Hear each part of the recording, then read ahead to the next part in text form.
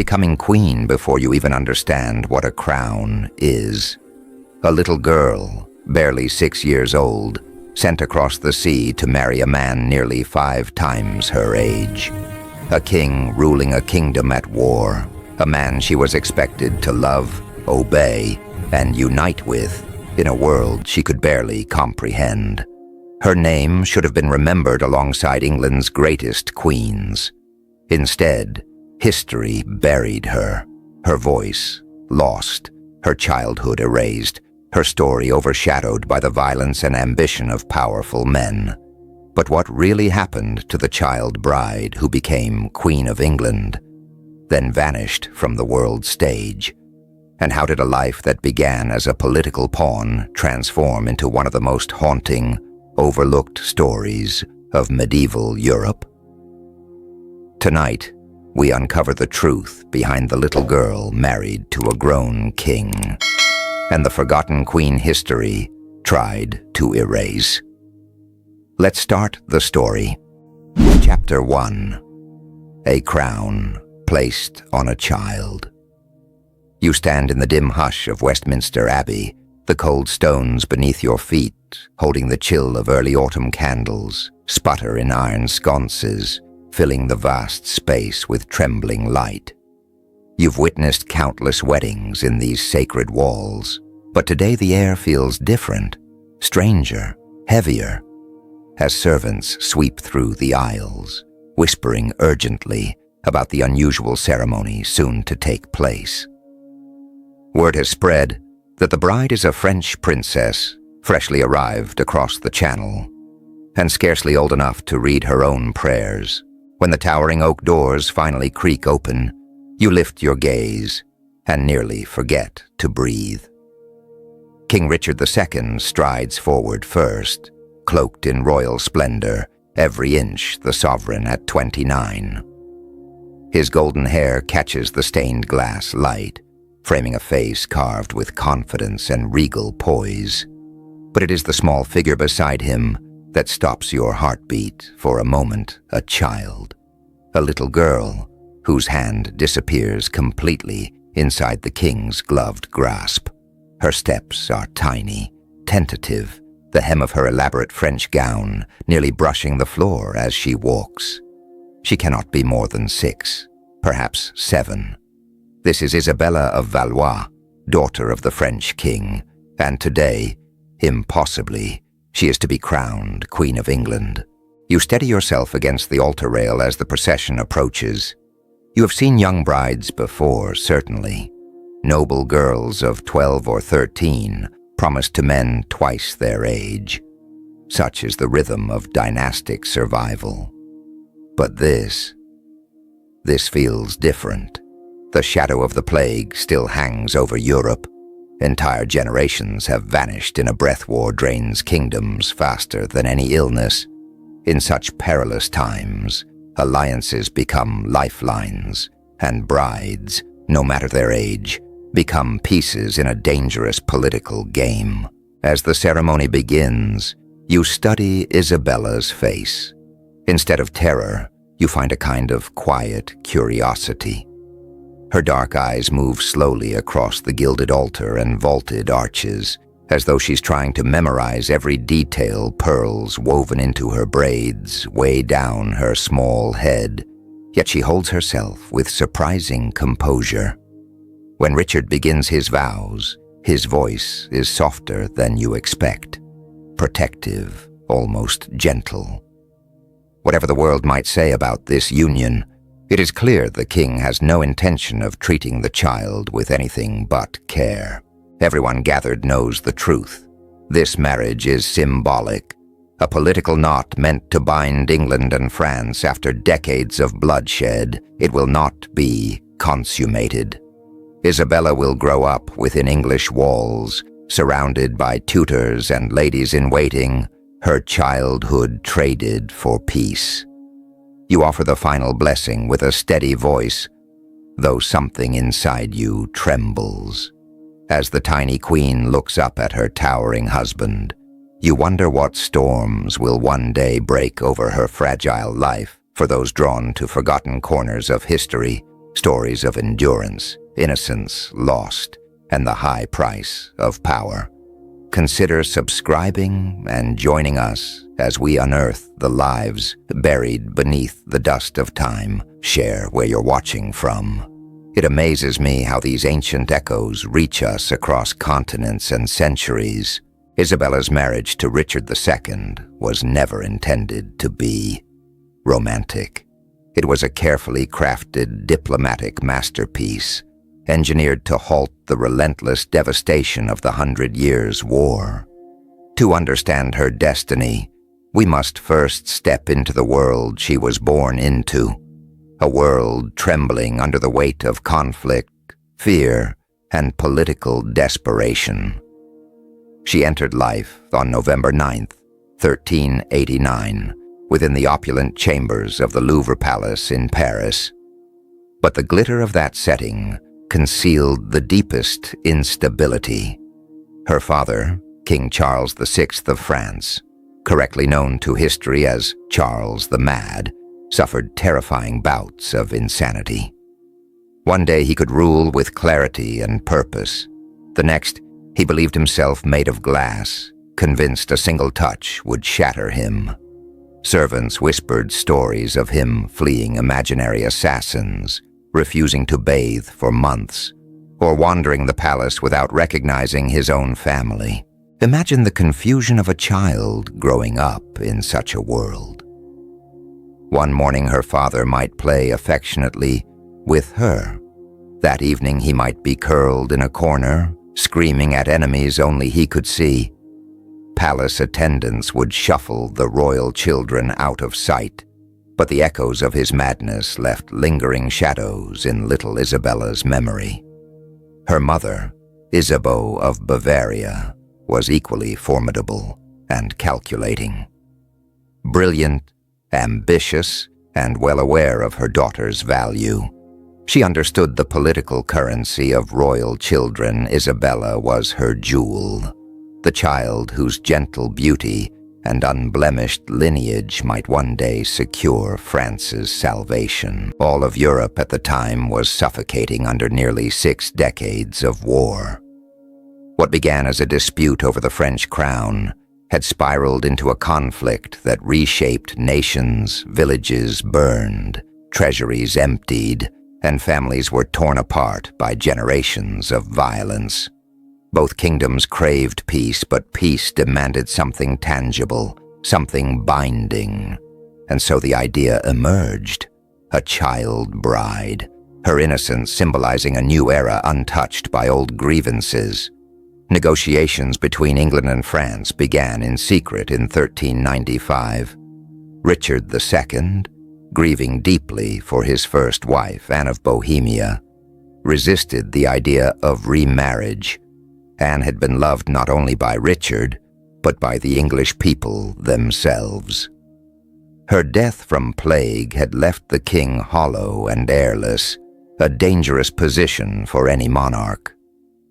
Advisors pressed him. He must remarry, must secure the line, must stabilize the realm.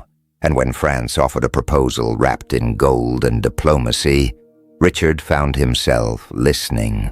The French promised an enormous dowry, 800,000 francs, enough to breathe life into England's struggling treasury, and a 28-year truce, long enough for a generation to forget the drumbeat of war. The only complication was Isabella's age, 6 years old, far younger than most political brides, yet the youth of the French princess became the linchpin of their argument. Her childhood, they insisted, symbolized rebirth, a clean slate, a future forged in peace rather than vengeance. She would be raised in England, molded into a queen who belonged to both nations, and by the time she grew into womanhood, she would naturally embody the bond that diplomats had struggled for decades to create. The chessboard was set, the pieces aligned, and at its center stood a little girl who barely understood the world about to claim her. Mere Chapter 2, a marriage signed in blood and power.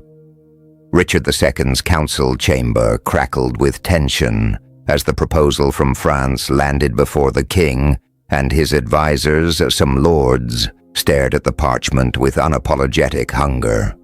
800,000 francs could steady the royal coffers for years, and a truce nearly 3 decades long would let England redirect its soldiers towards Scotland and the never-ending troubles in Ireland.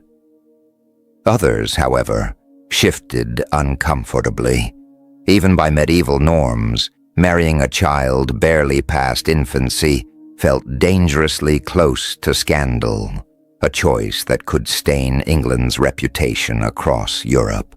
But Richard's hesitation seemed to fade the moment he looked upon the tiny painted likeness of Isabella that arrived with the French envoys. Chroniclers later noted how his expression softened. A king grieving the loss of his first queen, seeing a fragile child who would need shelter, guidance, and kindness. Some whispered that perhaps, in accepting this marriage, Richard sought not merely a political bond, but the chance to play the father he had never been. The negotiations dragged on for months. Diplomats shuttled back and forth across the Channel, building a treaty as meticulously crafted as a cathedral. Every detail of Isabella's upbringing was argued over. She would retain her French attendants, be free to follow French customs, and maintain letters with her family. Her education would blend the traditions of both kingdoms. And in a clause carved clearly into the treaty, it was written that the marriage would remain unconsummated until she reached womanhood, an assurance meant to silence critics at home and abroad. Meanwhile, far from these smoky council chambers, little Isabella played with her dolls under the vaulted ceilings of the Louvre. Her tutors began introducing English words to her lessons. Seamstresses crafted a wardrobe fit for a queen. She was told, gently and repeatedly, that she would soon marry a mighty king across the water. But at 6 years old, such ideas belonged to the same realm as bedtime stories and nursery rhymes, things too distant to truly grasp. The first wedding ceremony took place in Calais, the English foothold on French soil, on an autumn day in 1396. Isabella, just 7 years old, was carried into the great hall of the fortress castle as if borne by fate itself. The ceremony was intimate, attended by high-ranking nobles and envoys whose eyes glinted with the weight of history. Her gown, spun from cloth of gold, shimmered like sunlight, but was so heavily embroidered with jewels that she needed ladies on either side just to help her walk. Richard lowered himself to her level as they exchanged rings, murmuring reassurances when she faltered under the stares of unfamiliar faces. Witnesses said he handled her with remarkable tenderness, as though she were made of porcelain. A year later, England claimed its new queen. Westminster Abbey swelled with crowds, so eager to glimpse the French child that several people lost their lives in the crush. London had heard rumors of its tiny monarch, half curiosity, half fascination, and now came to see her elevated in a spectacle of dazzling ceremony. Isabella processed through the capital in a litter draped with French fleur-de-lis and English roses, a living emblem of reconciliation between two exhausted kingdoms. Her crown, specially crafted for her small head, glittered atop her dark braids, and her long train was held aloft by English duchesses chosen to guide her into her new life. She smiled and waved as she had been trained to do, though the English blessings called out from the crowd were still strange sounds to her. The coronation feast stretched across 3 days. Musicians, performers, elaborate pageants, promising a glorious future of peace. At the high table, Isabella picked delicately at her food, while nobles toasted her health and Richard's good fortune. Yet beneath the jubilant surface, seasoned courtiers exchanged wary glances. Peace in the medieval world was as fragile as a soap bubble, and Richard II, despite the grandeur of his court, had never fully quelled the doubts of his powerful nobles. Still, for a time, Isabella knew comfort and safety. Richard assigned her apartments within Westminster Palace, overseen by a carefully selected blend of French ladies and English matrons.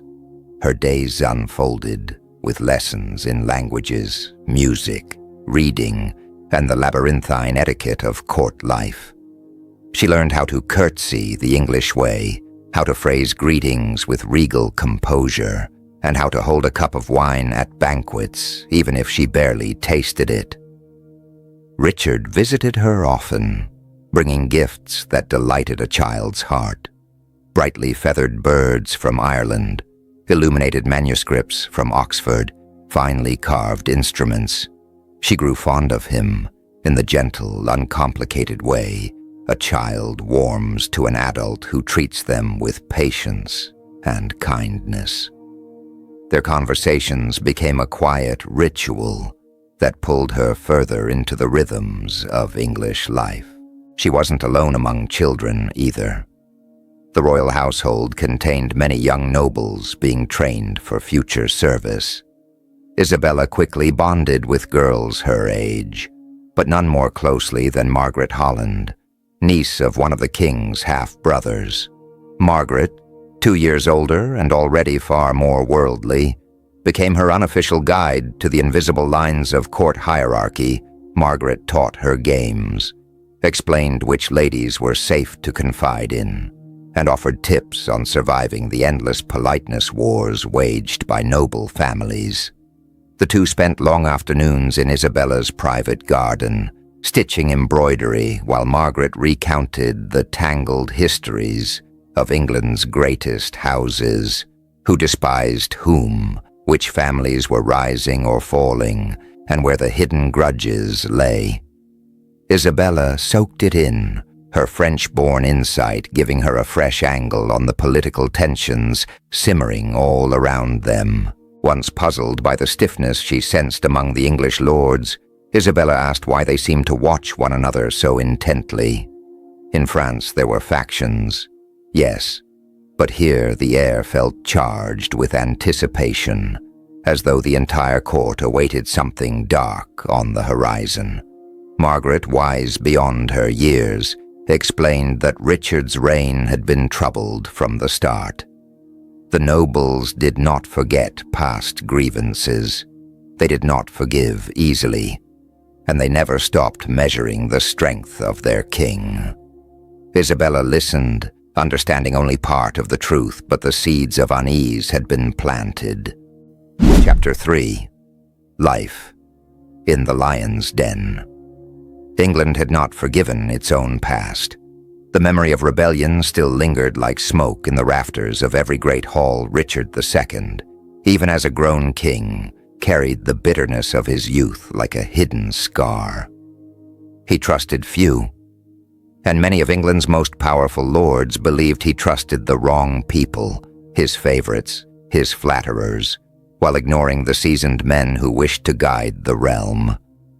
Margaret Holland explained this world to young Isabella with a seriousness the child had never heard before. "The king holds power," she told her gently, "but in England, power is never his alone. Your marriage strengthens him, yes, but some whisper it only proves he prefers treaties over triumphs." Isabella listened, not with fear, but with the dawning awareness of someone realizing that her life was woven into a tapestry far larger than she had ever imagined. She began to observe more closely. She noticed the way conversations stopped when Richard entered a chamber, how some nobles bowed deeply, yet kept their eyes cold. Even her French ladies seemed to weigh every word when politics emerged in their gossip. Yet for the moment, peace still held. The years, 1397 and 1398, drifted by quietly, allowing Isabella to grow from a delicate child bride into a bright, fluent young girl. Her English improved rapidly, and she moved through the labyrinth of Westminster Palace with confidence. What once felt like a stone fortress now felt like a home with familiar routines.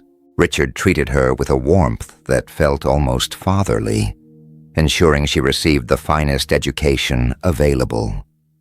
Scholars came and went through her apartments, teaching her not only needlework and music, but history, languages, and the tangled lineage of English and French kings.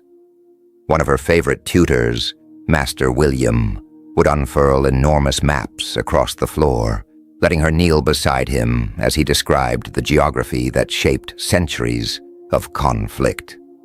"Look here, Your Grace," he would say, guiding her finger toward the narrow stretch of water between Dover and Calais. "This channel has divided us for generations. Your marriage is meant to turn this barrier into a bridge." Even at 8 years old, Isabella felt the weight of that idea. She was not simply learning how to be a queen, she was meant to be a symbol of peace. But symbols, she was beginning to learn, were fragile things. The first disruption came quietly. By early 1399, the mood at court shifted in ways that even a child could feel. Conversations died the moment she appeared. Ladies exchanged silent, worried glances. Margaret Holland tried to act as though nothing was wrong, but the tension clung to her like a shadow. Richard himself seemed changed. His visits to Isabella grew infrequent, and when he did come, he often gazed toward the Thames with a distant, troubled expression. The thoughtful gifts he once brought her stopped entirely. Isabella began to wonder whether she had offended him, but the truth was far more dire. Richard's kingdom was unraveling. Henry Bolingbroke, the king's exiled cousin, had returned to England with armed supporters. He claimed he came only to reclaim the inheritance Richard had stripped from him, but no one believed that excuse. The nobles, long resentful of Richard's rule, flocked to Henry's cause with alarming speed. The stable world Isabella had known was collapsing. The shock became real when she woke one morning to find several of her English attendants missing. Her French ladies dodged her questions. By midday, shouts echoed from the courtyard. Curious and frightened, she looked out the window to see soldiers wearing unfamiliar colors gathering below. Then Margaret burst into the room, her face pale. "You must pack at once," she whispered urgently. "Only what is essential. We leave tonight." Isabella's voice trembled. "Where are we going?" "To the Tower," Margaret replied. "The king says it's for your safety." She did not need to say what both of them understood. The Tower of London could protect or imprison. And in times like these, those meanings blurred. The journey through London was nothing like the glittering processions Isabella had once marveled at. Her party moved under darkness, escorted by armed guards, the city around them buzzing with fear rather than celebration. Behind the shuttered windows of her litter, she heard raised voices, distant metal clashing, the uneasy restlessness of a population sensing change. Inside the tower, she was given comfortable rooms, but the message was clear. Comfort was not freedom. Bars lined the windows, guards stood watch at all hours, and most of her English attendants had vanished. For the first time since arriving in England, Isabella felt truly alone. On her second day, Richard appeared. The sight of him nearly broke her heart. The proud, composed king she knew seemed to have evaporated. His clothes were creased, his hair disordered, and his eyes carried the bleak, wild glimmer of a man pushed beyond his limits. She was reminded, with a shiver, of the stories of her father's illness, his unpredictable spirals into confusion and despair. "My dear child," Richard said softly, kneeling before her as he had the day they first met. "Our circumstances have taken a dark turn, There are men who deny my right to rule, men who would undo the peace between our kingdoms. Isabella, now 9, and far wiser than she had been 3 years earlier, asked the question that mattered most. "Are you still the king?" Richard gave a thin, weary smile, for now. "But Henry Bolingbroke has gathered many supporters, and I may no longer have the strength to shield you as I once did." What followed was unlike any conversation they had ever shared. For the first time, Richard spoke to Isabella not as a child to be soothed, but as someone who needed to understand the grim reality closing in around them. The tower walls seemed to tighten with every word. Isabella realized she was no longer living in a storybook palace. She was trapped inside the lion's den of English politics, surrounded by danger she could neither see nor control. Chapter 4. Whispers Behind the Throne. Richard spoke with a stripped-down honesty Isabella had never heard from him before. He told her that Henry Bolingbroke had done the unthinkable, returned from exile, gathered the support of England's most powerful lords, and now laid claim to the throne itself. The foundations of the kingdom trembled beneath them. "What will become of me?" Isabella asked. She was only 9, but her voice held a steadiness that startled even the king.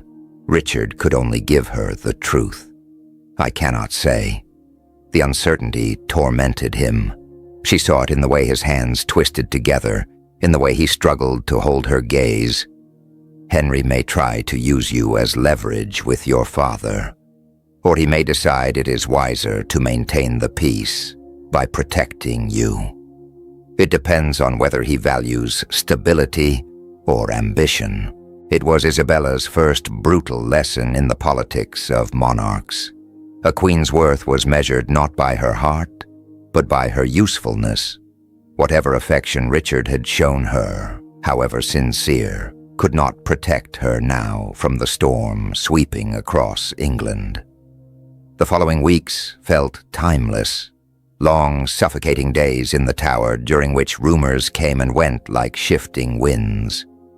Isabella could hear London beyond the walls, but she knew nothing of what the voices meant. Her French ladies whispered among themselves, theories traded back and forth, but none had access to certainty. Every passing hour tightened the knot of dread in her chest. Then, one cold, colorless morning, the scrape of armored boots outside her door told her the waiting was over. When the guards entered, they wore livery she had never seen before, red roses embroidered boldly across their tunics, the symbol of Henry Bolingbroke. Behind them stepped the man himself, Henry, no longer the exiled cousin, but King Henry IV of England. He had the posture of a seasoned commander, the cool eyes of a man who weighed every life, every treaty, every child, with calculating precision. Isabella rose and performed a flawless curtsy.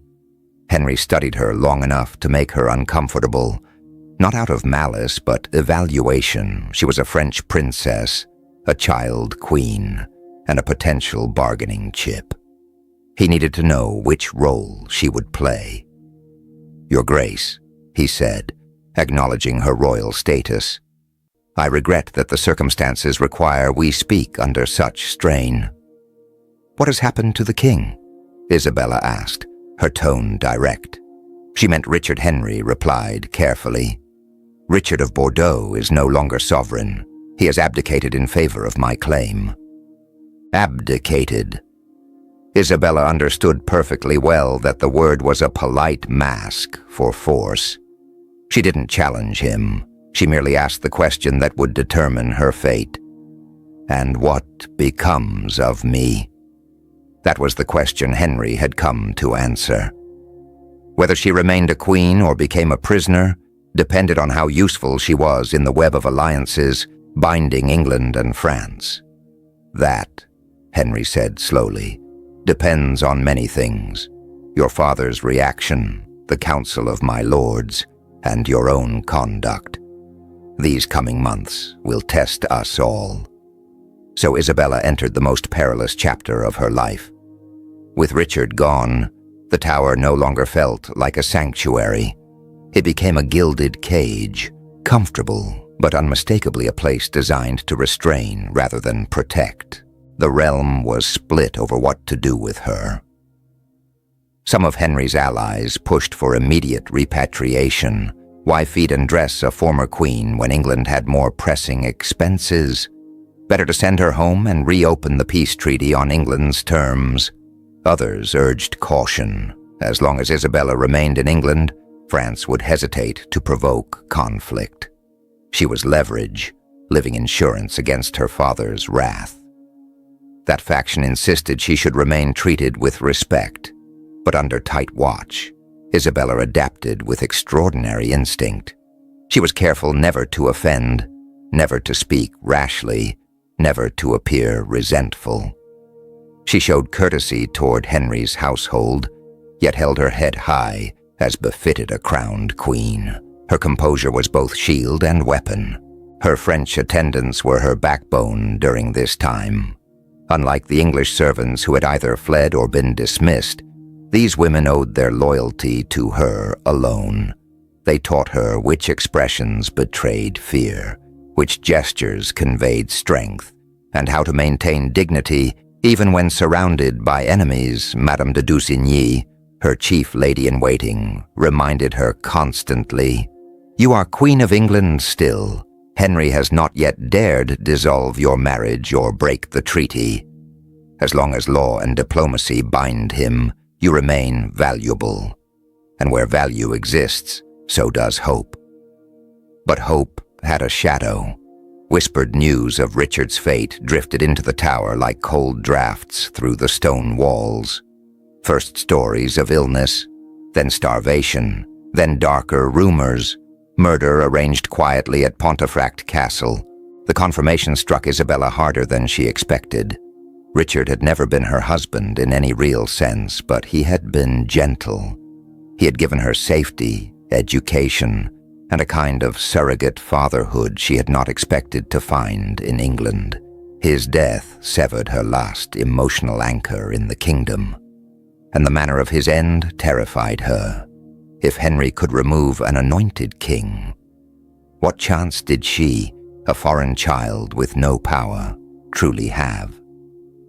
Her fears crystallized in early 1400 when Henry's government finally delivered its ultimatum. Isabella would be permitted to return to France, but only if she acknowledged Henry as the rightful king and renounced any claim she might hold as Richard's widow. It was a master stroke of political maneuvering. By agreeing, Isabella would effectively erase her own queenship. She would be no more than a diplomatic widow returning home. Henry could escape the obligations of the peace treaty without openly discarding her. For Isabella, the choice was devastating. She could give up her title and leave England behind, or refuse and risk becoming a permanent prisoner within the tower's walls. She was barely 10 years old, yet the decision placed the fates of 2 nations in her hands. Even among her French advisors, opinions clashed. Some urged her to accept the terms, insisting safety in France was worth any sacrifice. Others argued that surrendering her title would hand England a victory it had not earned for the first time. Isabella realized that surviving the court of England required more than courtesy and intelligence. It demanded courage and a willingness to choose a path with no guarantee of mercy. Chapter 5. A Kingdom. Built on secrets. Not everyone agreed that Isabella should meekly accept Henry IV's demands. Many at the French court insisted that she remain steadfast, that she was still Richard II's lawful widow, and thus the only rightful Queen of England, no matter what Henry proclaimed. Isabella herself wrestled with the question, torn between conflicting loyalties and emotions. Part of her longed to go home. 5 years in England had changed her, but France was still the land of her birth, the homeland she had been forced to leave as a child. Bride returning meant safety, familiarity, and escape from the suffocating uncertainty of her situation in the Tower. Yet she also knew that accepting Henry's terms would erase Richard's legacy, abandoning the peace he had struggled to uphold.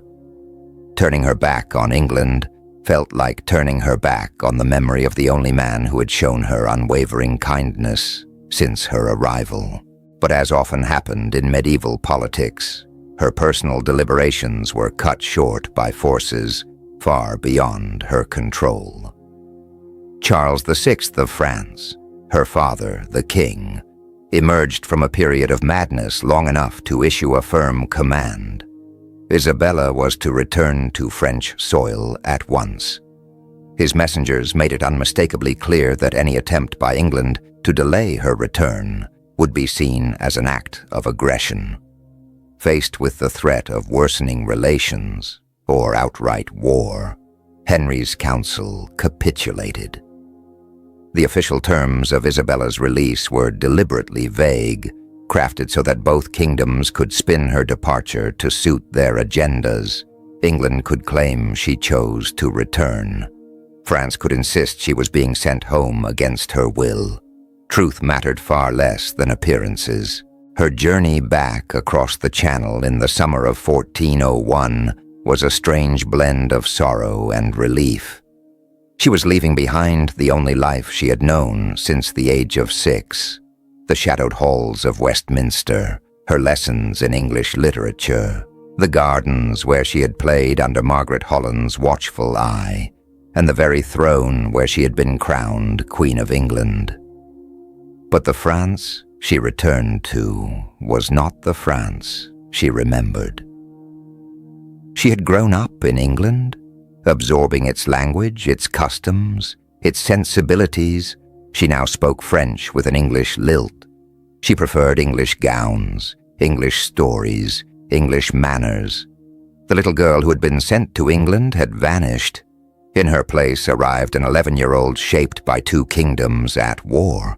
Her family scarcely recognized her, not simply in appearance but in spirit. Her father, Charles VI, was sunk deep into another of his terrifying episodes when she arrived, raving about unseen enemies and refusing to acknowledge his daughter.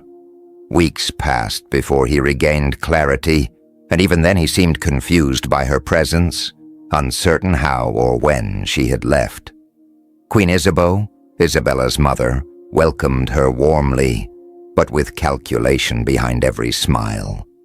To the Queen of France, Isabella represented political opportunity. As the widow of an English king, she carried prestige that could be traded, wielded, or exploited, and the years she had spent inside England's court made her an invaluable source of information.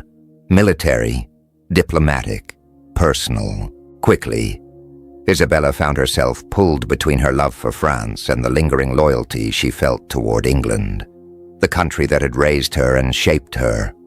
When Isabeau's advisors questioned her about English defenses or the loyalty of Henry's nobles, Isabella tread carefully. She answered politely but guardedly, never offering details that could be twisted into strategies for war. The months that followed became a slow, quiet recalibration of her identity. No longer queen, yet far from ordinary, she existed in a strange political limbo. At 11 years old, she had lived through exile, imprisonment, and the downfall of a king. She was a prize on the marriage market, coveted for her status, yet intimidating because of it. Every suitor who expressed interest seemed to see her not as a girl, but as a diplomatic asset wearing a crown of ghosts. Isabella herself had grown more discerning. Her marriage to Richard had taught her that royal unions could offer protection, but they could also crumble the moment power shifted. Whoever sought her hand next would need to accept she was not a pawn. She possessed a sharp mind, bruised yet strengthened by the politics she had survived, and she would not be bartered away without thought. Yet the French court was no sanctuary. The war with England simmered constantly in political debate, and Isabella's years abroad made some nobles wary of her. She had to conceal any affection she still held for the English people. Her tutors, her companions, the ordinary servants who had been her childhood family, while avoiding the appearance of divided allegiance. Meanwhile, the French government was in chaos. Her father's deteriorating mental health meant that real power belonged to rival noble factions, each attempting to draw Isabella into their orbit. She was valuable, and value made her vulnerable. Her mother protected her fiercely, but Isabeau's protection was always double-edged. To the Queen, Isabella was both daughter and asset, a figure whose experiences could be used to further French aims, even when those aims conflicted with Isabella's own moral compass. In 1402, news reached Paris that Henry IV was facing rebellion at home. The powerful Percy family had turned against him. Wales and Scotland were rising.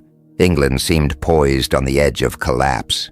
The war-hungry nobles of France saw opportunity. Some even proposed using Isabella as a symbol in a French campaign to unseat Henry and restore the Plantagenet dynasty, using her grief, her status, and her story to legitimize an invasion. Isabella was horrified. She knew the English people intimately, their customs, their warmth, their fears. Nothing in her wished harm upon them. The idea of French armies ravaging the countryside in her name sickened her. When asked directly for her opinion, Isabella chose her words with the precision of someone twice her age. She reminded the French court that war would bring immeasurable suffering, that England's people, no matter how they felt about Henry, would unite fiercely to defend their homeland. That victory was uncertain, and the losses certain. Her caution drew criticism from hawkish nobles who accused her of being too sympathetic to England. But others recognized the wisdom in her restraint. Her voice, calm, reasoned, experienced, became one of the few moderating influences in a court drawn toward conflict. Then in 1403, her life shifted once more. Envoy of Charles, Duke of Orleans, approached her with a marriage proposal, one heavy with political meaning. The Duke was her cousin, heir to immense wealth and power, and a central figure in the fractious politics consuming France. Accepting his suit would bind Isabella to one of the most influential families in Europe and thrust her straight into the heart of a court dangerously divided by ambition and intrigue. For Isabella, the proposal was not simply about marriage. It was the beginning of a new chapter in a life shaped by kingdoms, secrets, and the relentless demands of royalty. Chapter 6. The Breaking Point. At 29, Charles of Orleans stood at the very age Richard II had been when he first married Isabella. Yet the comparison ended there. Isabella, now almost 14, was no longer a frightened child traded between kingdoms. She was growing into a young woman with memories, loyalties, and scars that made the age difference feel less like a gulf and more like a bridge between two people shaped by turbulent courts. The proposed match was attractive on several fronts. Keeping Isabella within the French royal household prevented foreign powers from turning her into a political bargaining chip. At the same time, becoming Duchess of Orleans would link her to one of the most elegant and intellectually vibrant courts in Europe. Charles was not only a prince of the blood, but a respected commander and a celebrated patron of the arts. Unlike the cold formality of some royal alliances, This union promised the possibility of partnership, real partnership. Isabella remembered her cousin from her earlier years in Paris. He had always addressed her gently, without condescension, as though recognizing even then that she was more than her titles now. When they met to speak about marriage in earnest, she was startled by how different he was from Richard. Richard had lived in the realm of poetry and symbols, soft-spoken and introspective. Charles, by contrast, radiated life, sharp-minded, expressive, and deeply aware of the world's dangers. During one of their private conversations, he had looked at her with quiet conviction. "I do not seek England's widow," he said. "I seek you, Isabella of Valois, who endured 2 courts and kept her dignity unbroken." For Isabella, the words struck deeper than any royal promise. She found herself drawn to him in a way she had never expected, an attraction colored by admiration, curiosity, and the first spark of romantic desire. She was no longer the girl who had been lifted onto a throne she barely understood. She was emerging into womanhood, and for the first time, someone acknowledged her as an individual. Political complications hovered in the background. England was still shaking under Henry IV's rebellions. If his regime collapsed, there remained the faint possibility, however unlikely, that some English faction might attempt to use Isabella to legitimize a successor that made her remarriage a matter of urgency for France. For Charles of Orléans, the situation added gravity. He was not only choosing a wife, he was tying his future to a woman whose very name could alter the balance of European politics. Once the negotiations settled into place, preparations moved rapidly.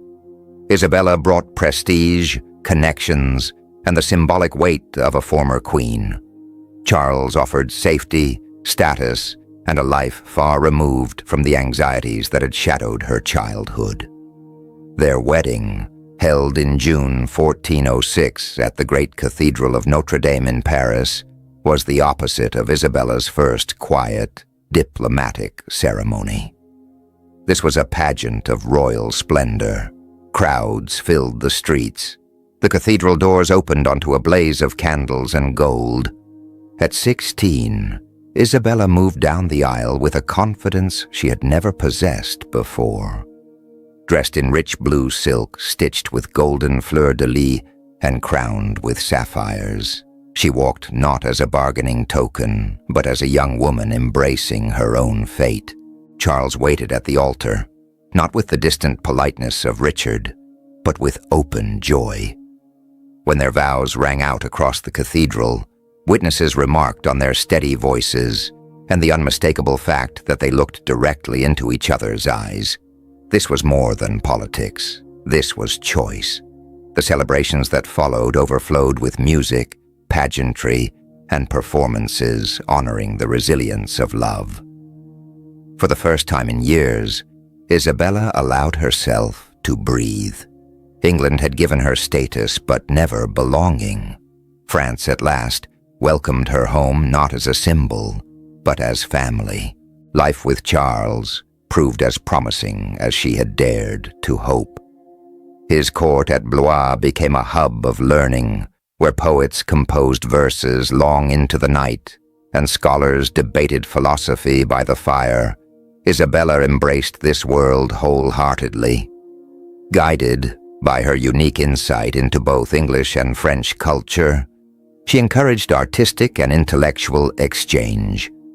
She founded a scriptorium, sponsored troubadours, and traded letters with thinkers from distant courts. Charles, admiring her mind as much as her grace, came to rely on her political judgment as well. Their first child, a daughter, Jeanne, was born in 1407. Isabella approached motherhood with fierce devotion. Against all expectations of noble custom, she chose to nurse the baby herself, refusing to hand her over to a wet nurse. Holding Jeanne in her arms, She whispered to her in both English and French, promising that this child would grow with choices Isabella herself had never been granted. Charles, too, delighted in fatherhood. He spent evenings reading poetry to the infant, marveling at the tiny life that had brought new purpose into their home.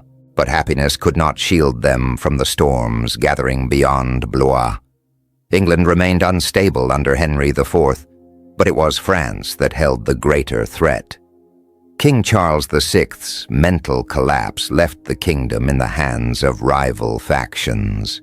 Charles's father, Louis of Orléans, the king's ambitious brother, claimed leadership during the king's bouts of madness. The Duke of Burgundy challenged that right, and their rivalry grew increasingly bitter.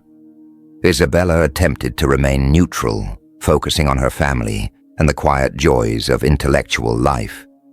Yet neutrality was a fragile shield, and the world soon shattered it.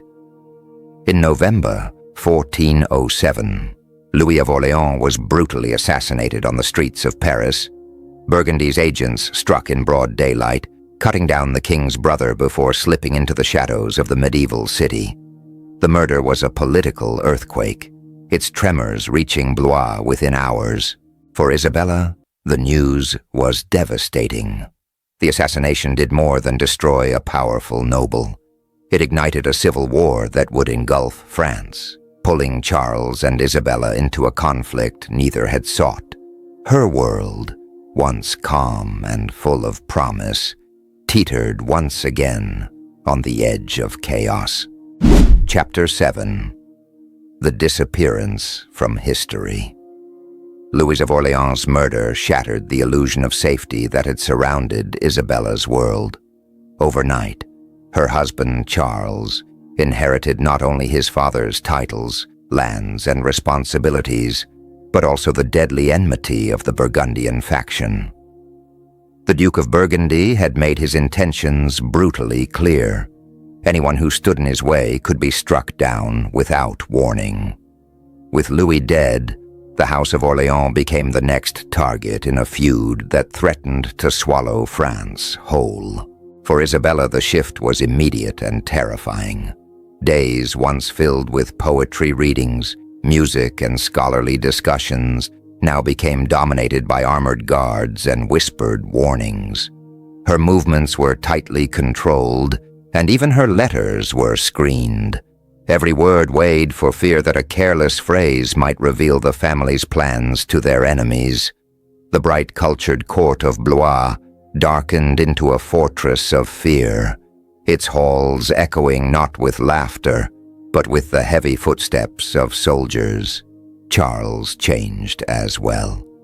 The gentle, artistic man who had captured Isabella's heart began to harden under the weight of grief and fury.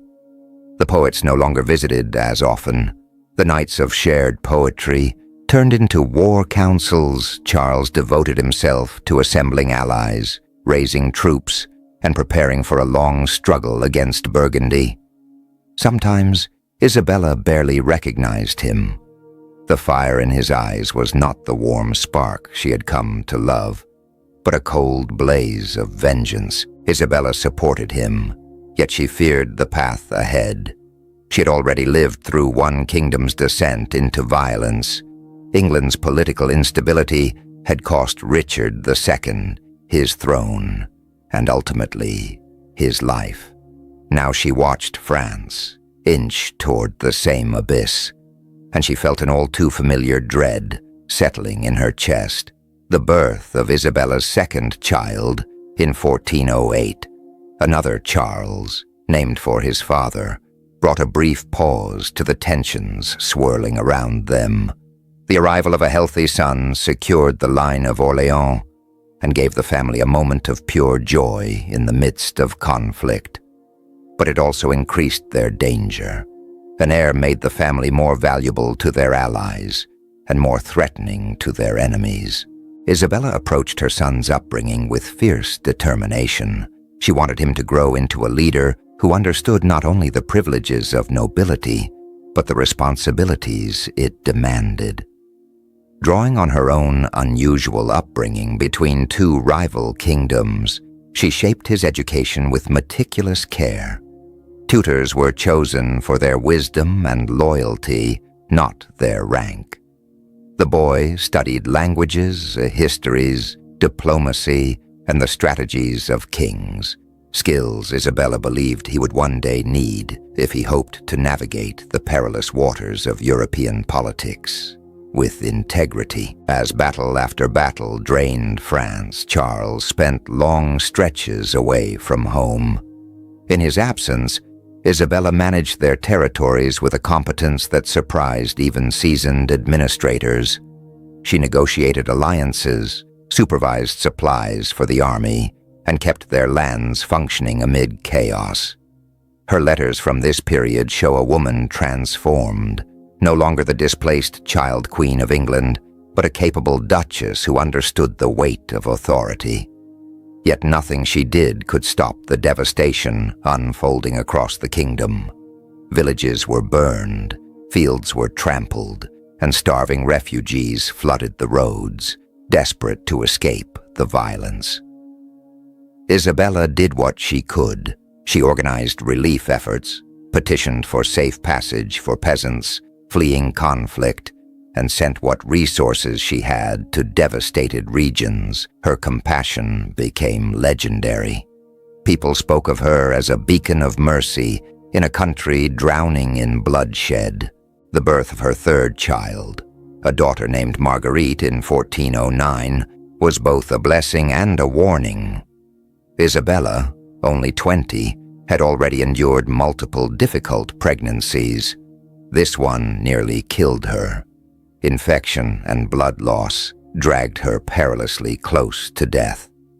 And for days, she drifted between consciousness and oblivion. Charles refused to leave her side, praying, pleading, and sending messengers across Europe for spiritual aid. When she finally regained her senses, Isabella understood that her life had changed irrevocably. Her strength never fully returned.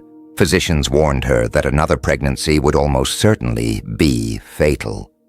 These warnings cast a shadow over the marriage that had once been so joyful. Intimacy, once a source of closeness and comfort, became something approached with fear. Isabella mourned the loss deeply. Passion had been one of the first things she and Charles had truly shared. Still, their marriage endured. They adapted, finding new ways to remain connected as partners, confidants, and co-rulers.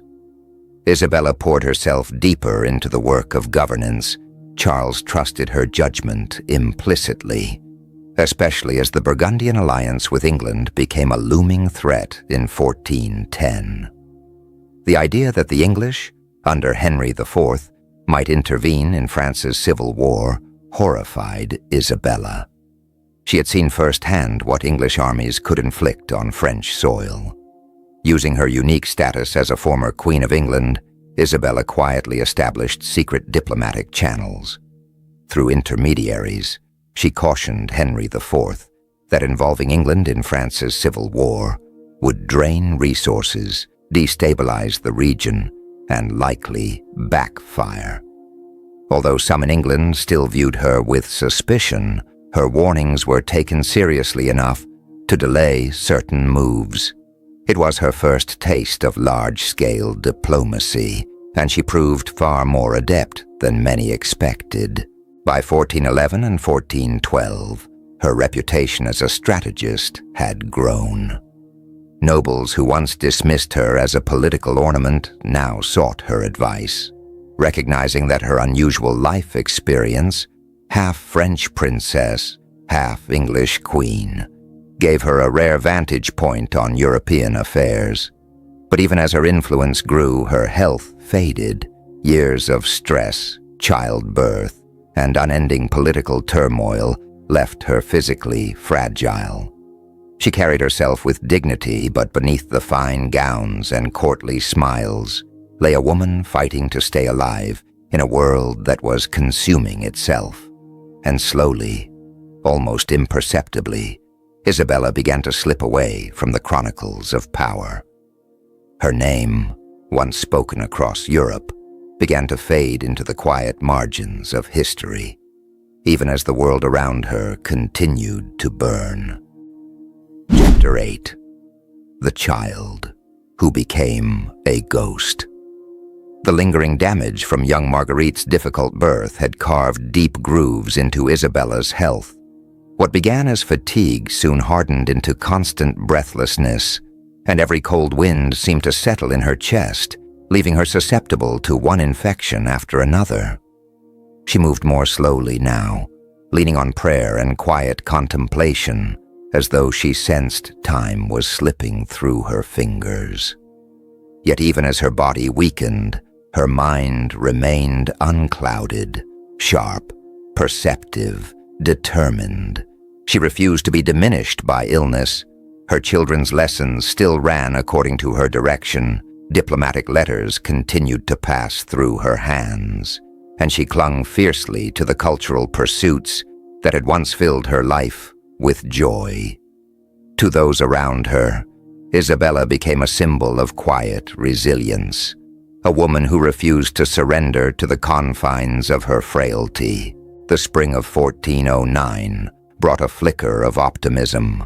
After years of bloodshed, representatives from the Armagnac, Orléans, and Burgundian factions tentatively agreed to early peace discussions. Isabella stepped into these negotiations with the grace of someone born to command attention, not by force, but through fairness. Her reputation as a bridge between worlds allowed her to speak across divides that others believed permanent. For a brief moment, it seemed as though her voice might soften the war's hardened edges. Though the talks eventually collapsed, her role did not go unnoticed. Both sides left with a newfound respect for the Duchess of Orléans, an English-born princess who somehow understood France better than many who had lived their whole lives within its borders. But as the political world briefly brightened, Isabella's health darkened further. What her physicians called a wasting illness was almost certainly tuberculosis, though medieval medicine lacked the vocabulary or the tools to name it. She coughed through sleepless nights, lost weight despite every attempted remedy, and at times could barely rise without assistance. She understood her condition better than most, recognizing the creeping shadow long before her advisors dared speak of it, and so she planned. With a precision born from fear and love, she arranged the details of her children's guardianship, set down instructions for their education, and ensured that Charles's political allies would remain loyal even in the aftermath of her death.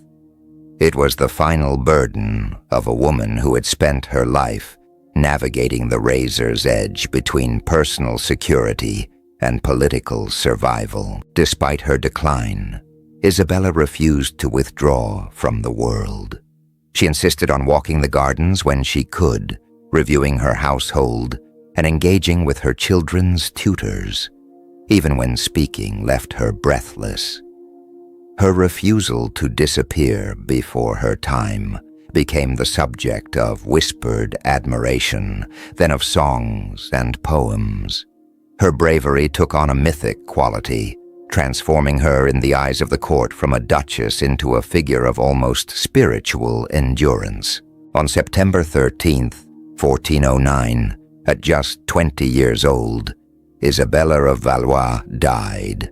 Her life had stretched across the courts of England and France, across a childhood marriage, a second union built on genuine affection and the brutal complexities of civil war.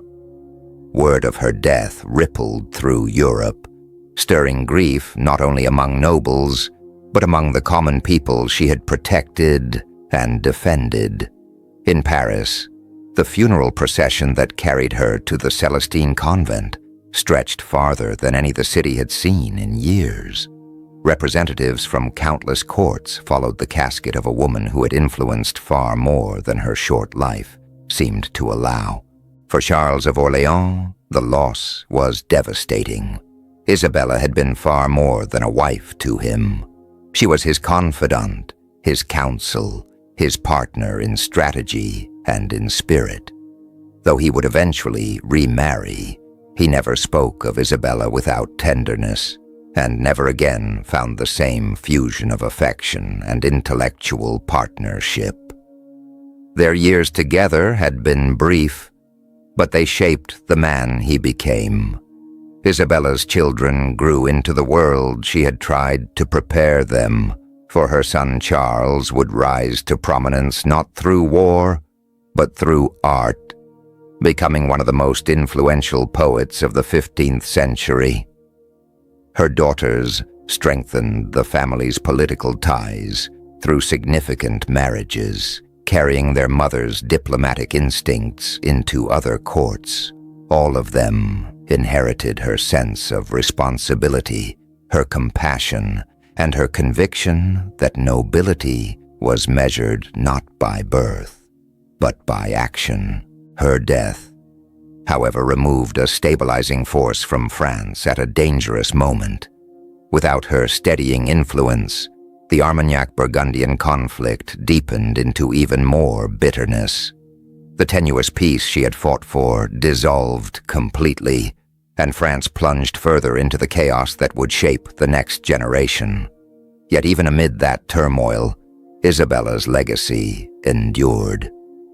Her life became a reference point for noblewomen seeking more agency, a story invoked when discussing intelligence, courage, and moral authority. Women who lived centuries after her found in her example a roadmap for leadership in a world that often denied them such roles.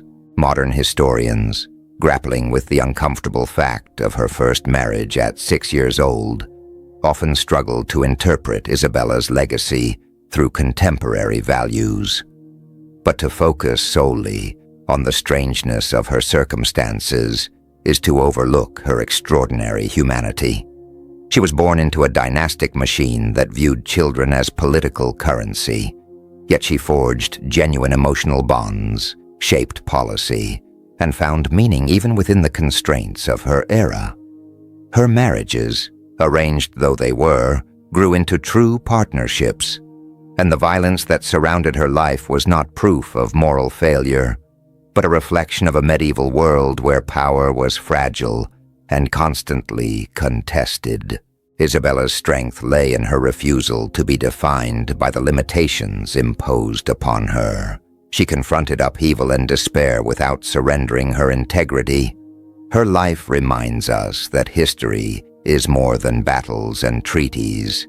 It is an accumulation of individual human stories, each shaped by circumstance yet capable of transcending it. Across 6 centuries, Isabella of Valois still stands as a testament to resilience. A girl married too young, a queen displaced, a duchess who became a stateswoman, a mother who shaped her children's futures even as her own life faded, and ultimately, a woman who found her voice in a world determined to silence her. Her story is not a tragedy, but a triumph, an enduring reminder that even in the harshest eras, people sought love, meaning, connection, and purpose. And some, like Isabella, succeeded against all odds. There's a clear explanation of what each chapter represents, why it exists, and what emotional or narrative purpose it serves in the story. Chapter 1. The Loss of a Childhood. This chapter establishes the tragedy at the core of Isabella's life, being forced into marriage at only 6 years old. Its purpose is to show how royal politics could erase a child's identity long before she even understood the meaning of marriage. By starting here, the chapter creates emotional weight. We see her not as a queen or political tool, but as a little girl being pulled into a world far beyond her understanding. This sets the tone for everything that follows: innocence, consumed by responsibility. Chapter 2, A Marriage Forged in Power, Not Love. This chapter reveals the real engine behind Isabella's marriage. Not affection, but political calculation. It explains how the king, at 29, saw her marriage as a strategic move, not a human connection. The meaning of this chapter is to show the imbalance of power and how Isabella's life was determined by diplomatic necessity. This is where the audience begins to understand that she was surrounded by adults who viewed her future as a bargaining chip. Chapter 3, A Child Inside a Ruthless Court. Here the focus shifts to her daily life inside the English court. The chapter's meaning is to illustrate psychological suffocation, a child forced to live among adults who expect her to perform, obey, and endure. She becomes an ornament, not a person. This chapter shows her emotional development, learning when to speak, when to stay silent, and how to survive in a palace where she had no ally her age. Chapter 4, The Machinery of Intrigue Surrounding Her. This chapter exposes the web of political manipulation that Isabella becomes entangled in. It shows how the court used her presence to negotiate alliances, influence factions, and control narratives. The meaning of this chapter is to reveal that she was not merely living in the palace. She was trapped in a game played by the powerful.